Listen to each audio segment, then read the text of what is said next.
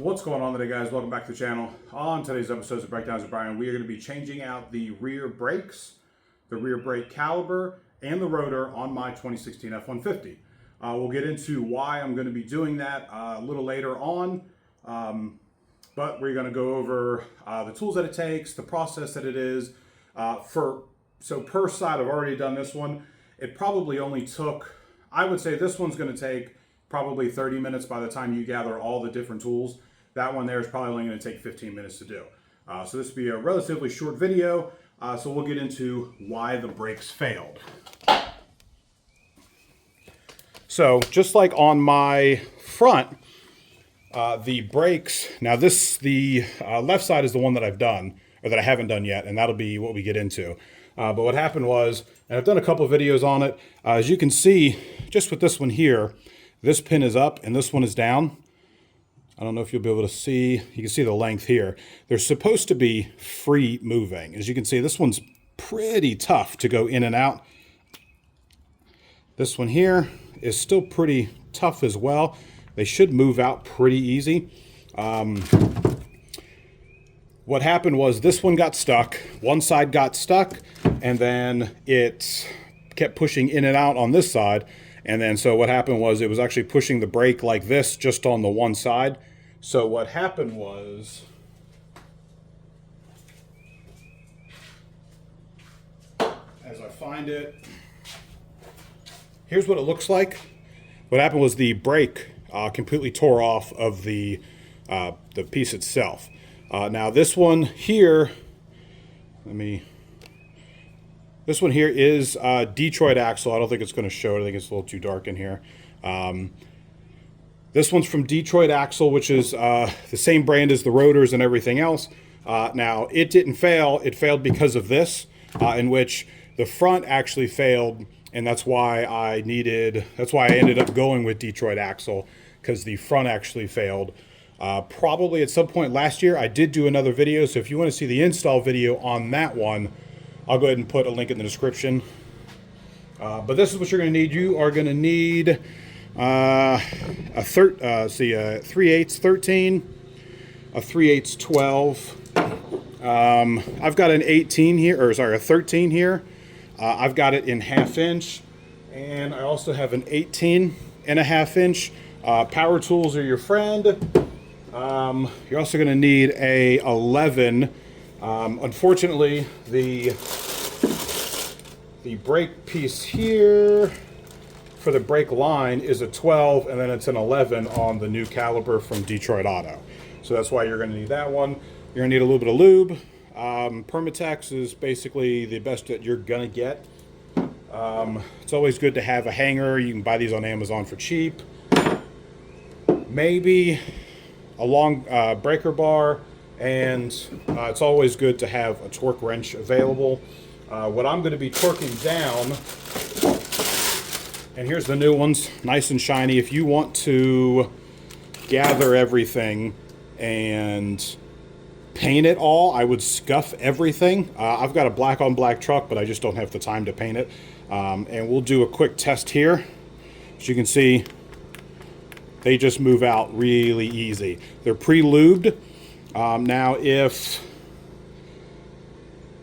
since you're gonna have to mess with these and put the brakes on, it's always best you can push these out just like that, and you're able to do that. I would try to keep this piece on, probably the other one, but you're gonna have to put the clips and the crush washer. The torque wrench is going to be for the crush washer, because that's going to be for the brake line. It says they're roughly in between 18 to 22 foot-pounds. So I put mine at 20 foot-pounds on the other side. Now let's get to what the other rotor looks like. So I was in a pinch, and I didn't want to go out and buy a new brake caliper, a rotor, and then have to buy brakes again. So I bought brakes. I didn't want to have to go out and buy a regular one, because a lot of people don't sell drilled and slotted. So this one's been on there for a week. What I did was I took the rotor off since it ground down a really bad line, a few lines in it. I don't think you're going to be able to see it. But I ground it down with your standard 4.5-inch grinding blade on a grinder. Put a grinding disc on it, like a sanding pad. And as you can see, it did pretty good. You can see like the low points right here. And that's where the rust is, because the brake actually isn't hitting that. Now, a lot of people are saying that you can't do that because you're going to feel it wobble and it's going to mess everything up, and you know, it's going to shake and whatnot. I haven't had any issues with that. And like I said before, I did do the same exact thing to the front where I just kind of sanded it. I bought new brakes and I want it drilled and slotted. So I just went and got a new brake pad, sanded that down, put it on, and it was fine until I got the new ones, and then I swapped everything out. So I think with that said, we'll get started. Now this is really going to be for probably any vehicle, more or less your truck. Like I said, I've got a 2016 F-150.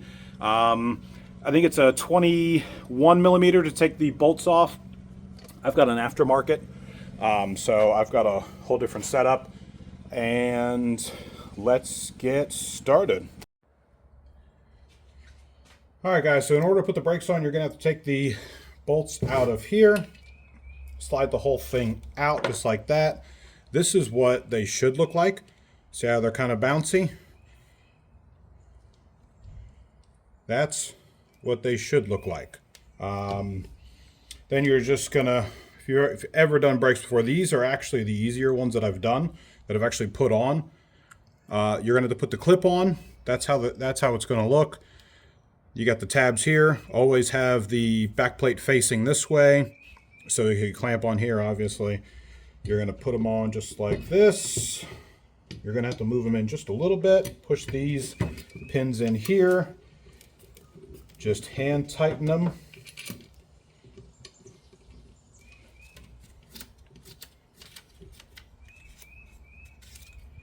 Make sure that these are all the way back.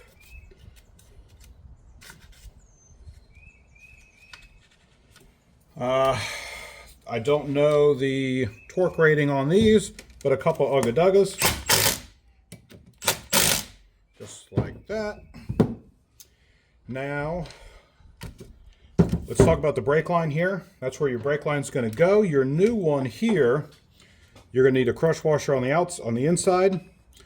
And then your brake line, and we'll go over this once we get over there. Your brake line is going to go in here, and then you're going to have another crush washer in between. Now the crush washers can only be, supposedly they can only be used once. I would definitely get new ones every time. Now, what I did notice, which I kind of have an issue with, Detroit axle, obviously this is the new one here. And let me see if I can get some light or block some light. Here's the hole for it, right? And here is the factory hole. I'm going to say it's about double the size. And if, as you can see, the factory one on my left, it's got a hole all the way through it. Oop. The Detroit axle one here only has the one hole. Right? We'll go over that again. That's where it should be. It doesn't have a hole. So don't really like the fact that it doesn't have that extra hole for more passage for the brake lines, or for the brake fluid. But I mean, they've been making them for a while, so we're going to go ahead and trust them. So we've got the new ones here. We've got the rotor. Now, if you buy the whole kit itself, it does come with some parts cleaner. This one didn't. This one was, I think, like $140. And this is why I bought I think the front kit a while back.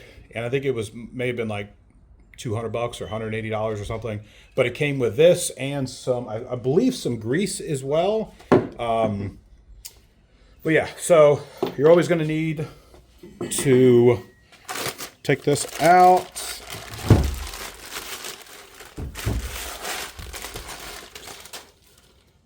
And you're going to need to spray it down with some brake cleaner because this has a coating on it so it doesn't get rusty as it sits in storage. So make sure you get all the cleaner off of it. Now we're going to just throw this up here for now because we're not going to need it. All right, so let's grab our bolts. I'm going to grab all the bolts, all the tools, yada yada, and we'll... All right, guys. So you are going to need your 13 millimeter. For some reason, if you're going to be reusing the brakes and just changing the rotors, which I wouldn't recommend, you don't need to take these out if you're going to be reusing the brakes. So I loosened them up, but I didn't take them out. You're going to need the 13 for here and the, what did I say, the 18? Yeah, the 18 for here. There's going to be one on the top and the bottom. If you have something like this, you're not going to be able to get it on the bottom of it. So you'll have to use just a regular ratchet. This is where your holder comes into place.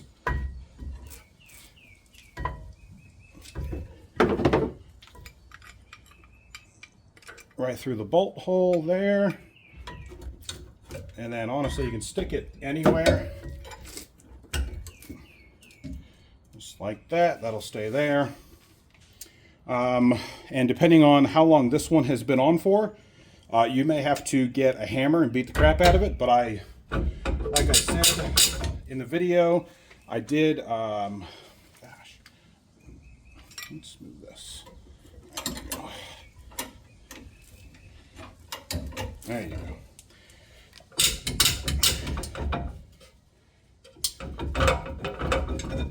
I did remove this not too long ago.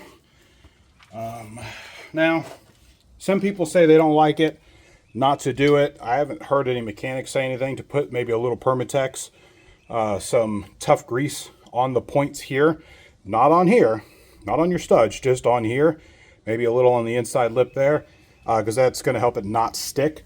Now hopefully if you're redoing the rear brakes and the rotors, you shouldn't have to take these off ever again. I mean, realistically, ever again, you shouldn't have to take them off.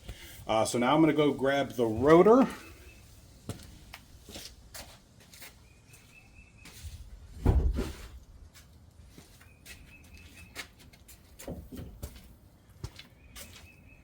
So there's the new rotor compared to the old one. Now I'm just going to throw a little on there because there's still just a little bit left over. Plus I don't have much in my can. Just a little. Maybe a little bit on the inside here. Make sure you don't get, and I'll show you in a second.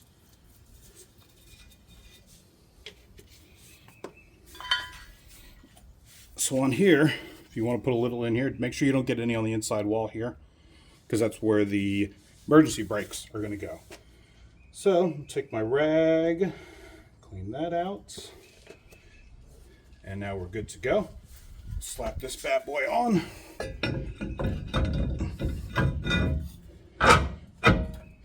And there you go. So with drilled and slotted rotors, I've heard it that this is the way it's supposed to go. Yes, I did have the other one on backwards. And I didn't even honestly think about it when I put the other ones on.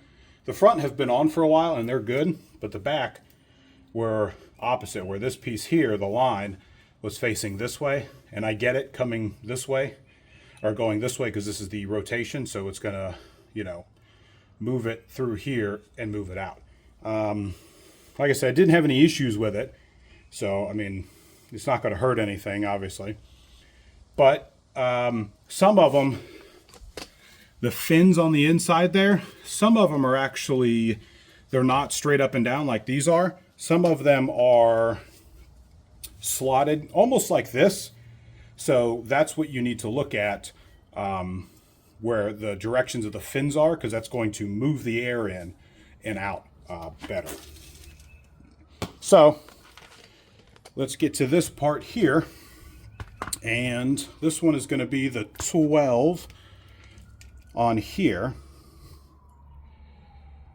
Now you don't want to crack. So what I'm going to do first, actually, spread these apart, and I'm going to put this whole thing on. We're going to put the bolts back in.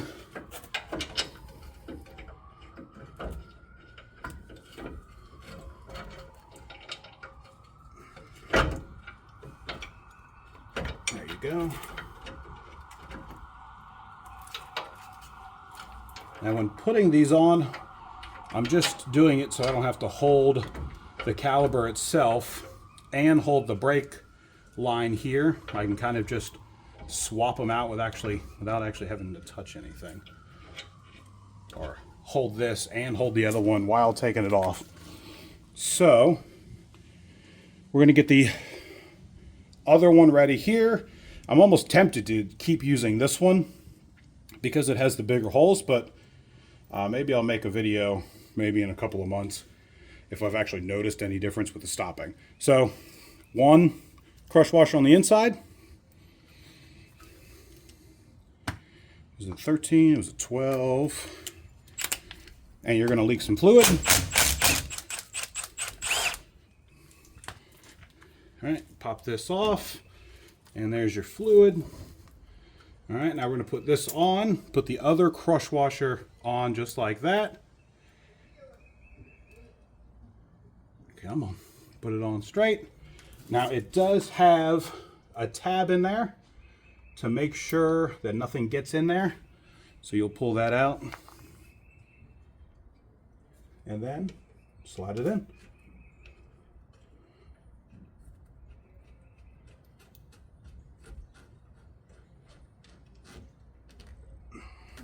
And that's how it's going to be. Here's how it looks from this side.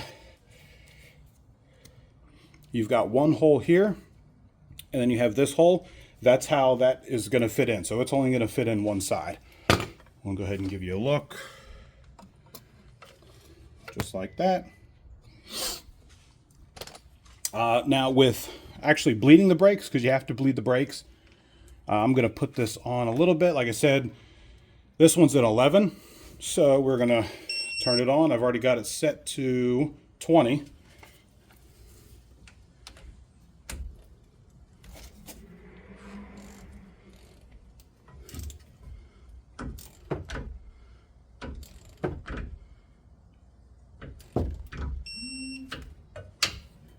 And I overdid it, but it's all right. It's still within spec, the 22, because it was 18 to 22 was basically what Google said. Now what it is on this particular vehicle is probably within that range.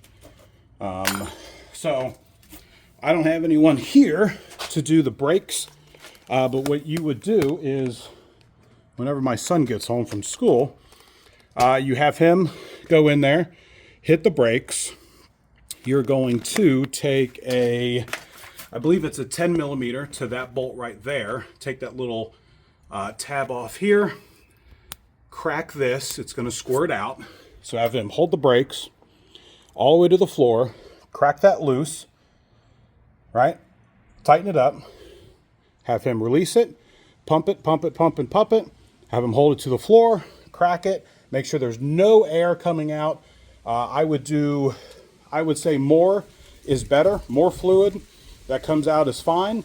Always double check your reservoir to make sure that you have enough to leak out. And then of course, you're gonna need some brake fluid. For these most trucks nowadays, or most vehicle nowadays, is DOT4. You can get that at any auto parts store. But with that being said, if you guys like the video, hit that like and subscribe. If you guys want to know anything else about this process or the truck, leave a comment down below and I'll get back with you as soon as I can. Until next time, guys.